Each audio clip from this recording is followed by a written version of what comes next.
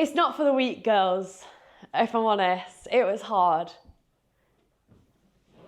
But I don't know if I'd recommend it.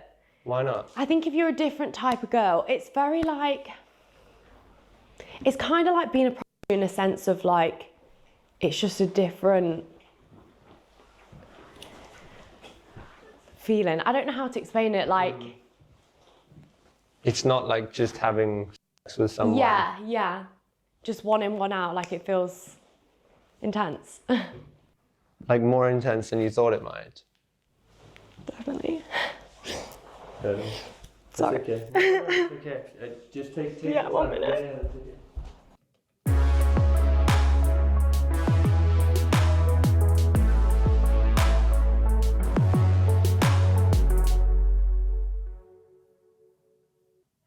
Hello, good people. It is Todd Shannon, data scientist, social commentator, getter of buckets. And what you just saw was a young woman, who was obviously hurt by what she did.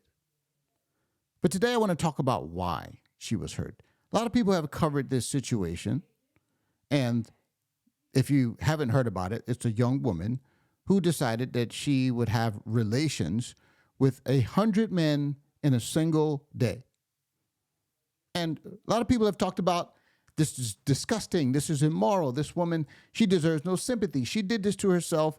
And while that might be the case, I want to talk about why she was hurt. And I want to use an analogy and a parallel that we've learned from dieting and from what makes us healthy with respect to what we eat. You see, in dietary science, we have figured out that there are certain things that our body needs.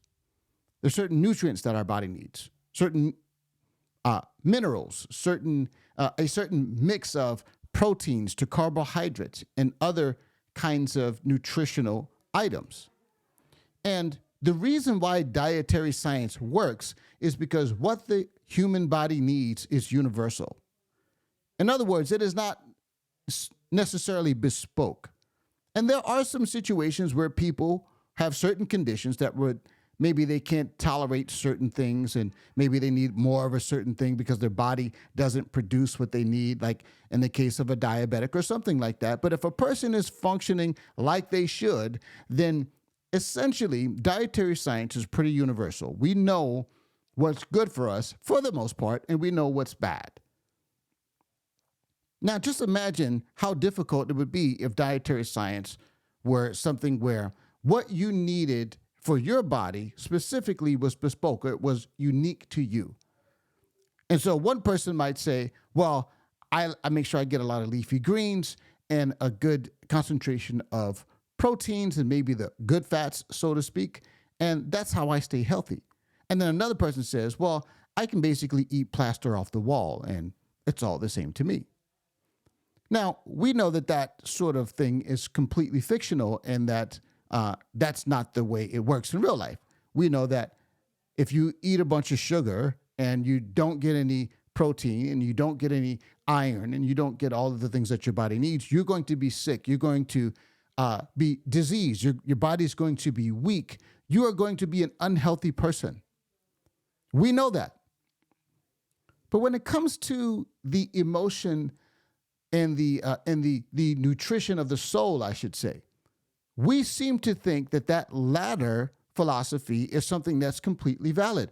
Oh, I don't need this, whole thing, these traditional morals where people talk about things that will hurt you and things that are good for you. If one woman says, hey, I need to be in a loving, protective relationship in order to have the healthiest relational situation, and that's going to be best for me, that's going to maximize my well-being, you might say, well, that's good for you, but for me, it's all the same if I sleep with 100 men in a single setting and I get the same impact. And we think that this is some sort of valid way of thinking about these things, and it's absolutely absurd on its face. You see, we were designed with something very specific in mind. And the other thing where we think there are as many ways to be happy and satisfied in life as there are people is kind of downstream of philosophical naturalism, where we think that people don't really have any purpose per se, but that your purpose is something that is unique to you and that you have to make it up as you go and that everyone is completely different because we have no purpose. And so if we have no purpose, then, to each his own. Some people get satisfied and have a healthy psyche and a healthy and prosperous life by selling drugs and killing people. And other people, build companies and develop medicine. To each his own. It's a bunch of nonsense. We were made in the image of God. We were made specifically to reflect God's character and nature. And because we were made in that way, we were designed to function in a very specific way. And so what this young woman is struggling with, and what she has struggled with, is coming to grips with the fact that she injured herself by doing something that she thought would bring her satisfaction and pleasure. She said, this is going to be cool. I'm gonna do this stunt and it's gonna be awesome. But when she actually did it and she came out on the other side, you could tell she was obviously hurt by it. She was obviously feeling a deep emptiness. She was sitting there saying, I don't think I'd recommend it. As if to say, for some people it might work, but for a very select few people, this will actually be something that is good for you. And that's the equivalent of saying, some people, if you're thirsty and you drink gasoline, that might work for you. I wouldn't recommend it. For me, I can drink gasoline and it's not that bad, but maybe you should think about it before you do that. You know what? Drinking gasoline works for no one. And this young woman is having a difficult time coming to grips with the fact that what she did was actually wrong. You see, that sort of pain and emptiness emotionally and kind of the emptiness of the soul, it is for the conscience what pain is to the body. How do we know when we're doing something that we shouldn't be doing to our body? Let's say you eat something and you become violently ill. That's your body telling you, that's not good for me. I don't want that. I can't use that. What you just gave me is going to make me not function at my optimal level. And I might even stop working altogether, i.e., I might die.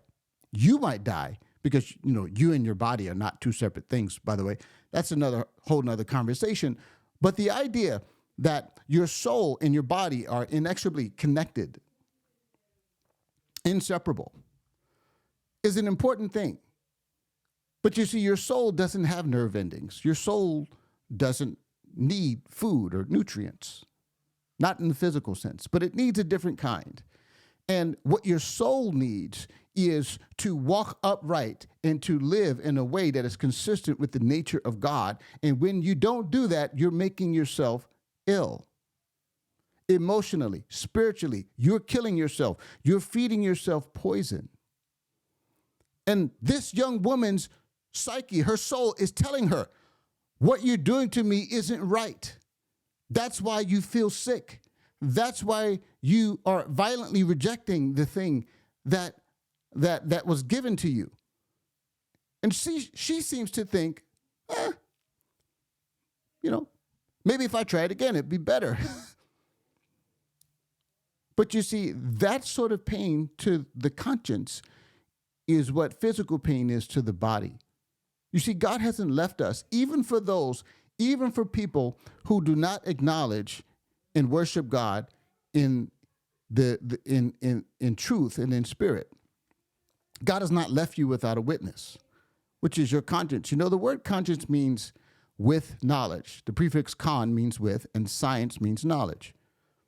So the fact of the matter is that when we do something that we shouldn't do, we do so with knowledge. And one of the ways in which we know that we're doing something that's hurting us is that your soul violently rejects it.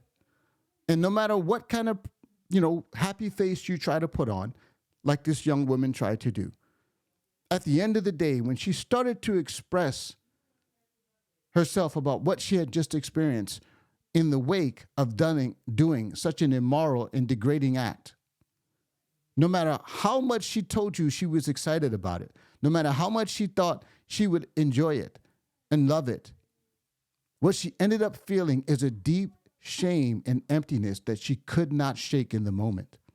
And when she turned away from that camera in tears, that was her conscience telling her what you just did was wrong.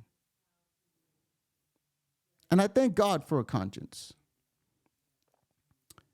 What you need to do is you need to take a moment to think about what's going on in your life where you're doing something to yourself that you shouldn't be doing.